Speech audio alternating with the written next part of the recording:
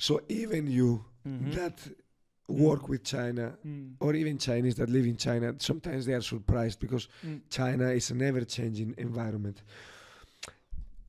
What aspects of the Chinese market are more difficult to understand to the average manager or business owner in Europe? Oh wow. This Yeah, is I a build million. This is one of the big questions. I built up a company on that. So my company is entirely built on this. There is a bit of cockiness on the side of the European headquarters usually. That's also a genuine cockiness. So to maintain especially, wait, let me go back 1 second. We work especially with a lot of foreign brands, like Western brands, and we also do work with Chinese brands.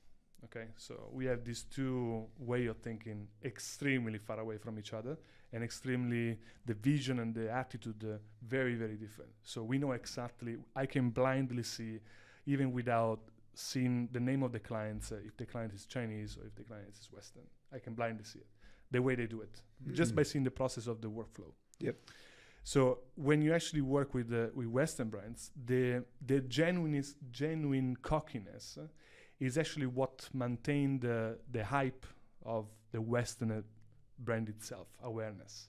So the fact that we are a little bit cocky in what we do, it's because of the heritage, because of the years spent in building brands. Let's say I can name hundreds of thousands of brands, but let's name the one we might know, Ferrari. So you talk about over 100 years old brands, and you talk about an heritage brand, a racing brand, not a car brand, it's a racing brand. Create stories, create memories in the imagination of kids, of our grandparents, and ourselves. So you have generation of people building up brand awareness. Now that gives us the cockiness of our brands and our heritage and our history.